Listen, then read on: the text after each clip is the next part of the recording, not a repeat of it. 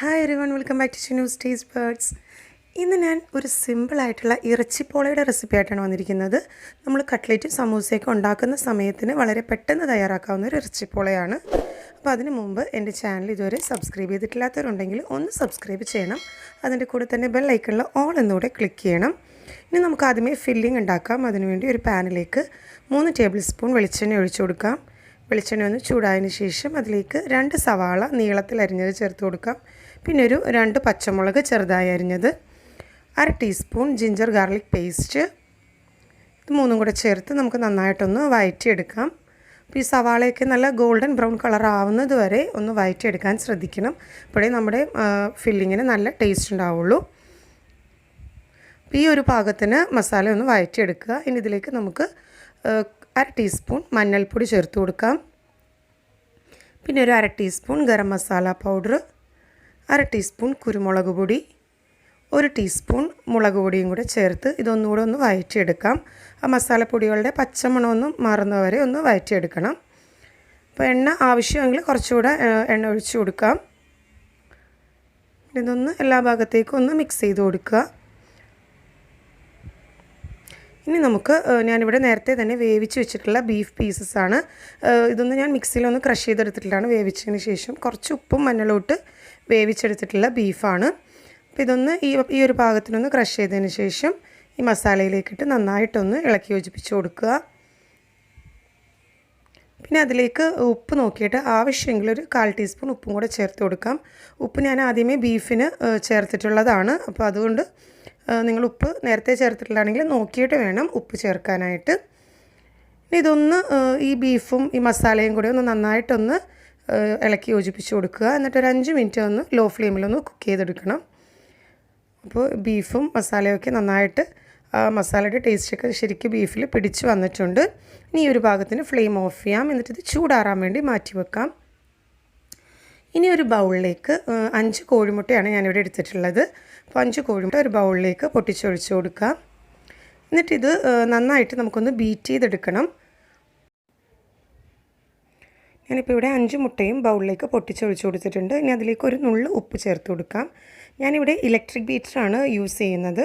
അപ്പോൾ നിങ്ങൾ electric beater ഇല്ലെങ്കിൽ ഇതേപോലെ ഒരു വിസ്കോ അല്ലെങ്കിൽ മിക്സിയിൽ നന്നായിട്ടൊന്ന് അടിച്ചെടുത്താലും മതി.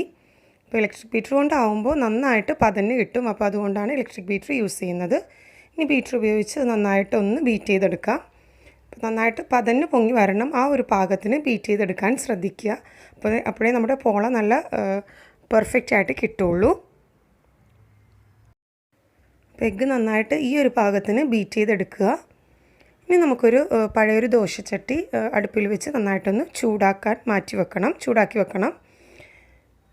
അപ്പോൾ ഇനി ഒരു നോൺ സ്റ്റിക്ക് പാനിലേക്ക് കുറച്ചൊന്ന് എണ്ണ തടവിയതിന് ശേഷം അതിലേക്ക് നമ്മൾ ഈ ബീറ്റ് ചെയ്ത് വെച്ചിരിക്കുന്ന എഗ്ഗ് കുറേശ്ശെ നമുക്കിതിലേക്ക് ഒഴിച്ചു കൊടുക്കാം. അപ്പോൾ എല്ലാ ഭാഗത്തേക്കും സ്പ്രെഡ് ചെയ്ത് കിട്ടുന്ന വിധത്തിൽ ഈ എഗ് മിക്സ് പകുതി വേണം ഇതിലേക്ക് ഒഴിക്കാനായിട്ട്, മുഴുവനായിട്ട് ഇതിലേക്ക് ഒഴിക്കരുത്. എല്ലാ ഭാഗത്തേക്കും ഒന്ന് സ്പ്രെഡ് ചെയ്ത് കൊടുക്കുക. ഇനി അതിന് മുകളിലേക്ക് നമ്മൾ നേരത്തെ തയ്യാറാക്കി വെച്ചിരിക്കുന്ന ഫില്ലിങ് ചൂടാറിയതിന് ശേഷം വേണം ഈ എഗ് മിക്സിലേക്ക് ഫില്ലിങ് ചേർത്ത് കൊടുക്കാനായിട്ട്. അതൊന്ന് പ്രത്യേകം ശ്രദ്ധിക്കണം. ചൂടോടുകൂടി തന്നെ ഫില്ലിങ് ഇതിലേക്ക് ഇട്ട് കൊടുക്കരുത്. ചൂട് നന്നായിട്ട് ആറിയതിന് ശേഷം എല്ലാ ഭാഗത്തേക്കും സ്പ്രെഡ് ചെയ്ത് ഈ ഫില്ലിങ് ഇട്ട് കൊടുക്കുക. ഞാനിത് ഫില്ലിങ് മുഴുവനും ഇതിലേക്ക് ഇട്ടിട്ടുണ്ട്. ഇനി അതിന് മുകളിലേക്ക് വീണ്ടും എഗ് മിക്സ് നമ്മൾ ബീറ്റ് ചെയ്ത് വെച്ചിട്ടുള്ളത് ഇതിന് മുകളിലേക്ക് ഒഴിച്ചു കൊടുക്കാം.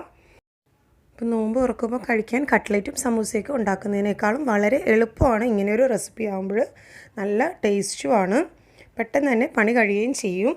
അപ്പോൾ ഇതെല്ലാ ഭാഗത്തേക്കും ഒന്ന് ഈ എഗ് മിക്സ് സ്പ്രെഡ് ചെയ്ത് കൊടുക്കുക. ഈ ഒരു പാകത്തിന് റെഡിയാക്കി എടുക്കണം.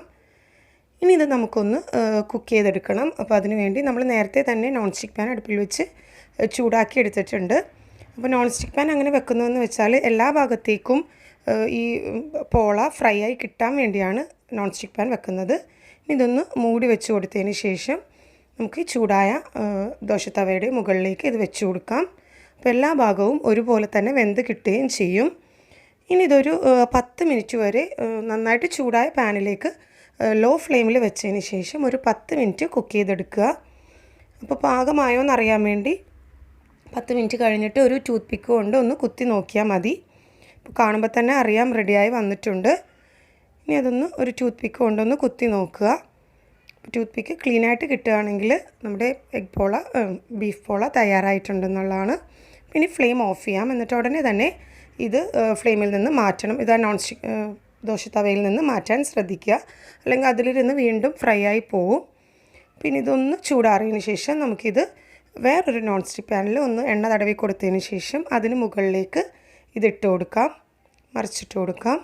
എന്നിട്ടിത് ഇപ്പുറത്തെ വശവും കൂടി ഒന്ന് ഫ്രൈ ചെയ്തെടുക്കാൻ വേണ്ടിയാണ്. ഇതൊന്ന് അടുപ്പിൽ വെച്ചിട്ട് ഒന്ന് ചൂടാക്കിയെടുക്കുക. അപ്പോൾ ഇത് ഒരുപാട് സമയമൊന്നും പിടിക്കില്ല, 1 മിനിറ്റ് ഒന്ന് ചൂട് കൊണ്ടാൽ മതി, അപ്പോഴേക്കും ഫ്രൈ ആയി വന്നോളൂ. പിന്നെ ഇത് നമുക്ക് പ്ലേറ്റിലേക്ക് മറിച്ചിട്ട് കൊടുക്കാം. അപ്പോൾ നമ്മുടെ ബീഫ് പോള, ഇറച്ചിപ്പോള തയ്യാറായി കഴിഞ്ഞു.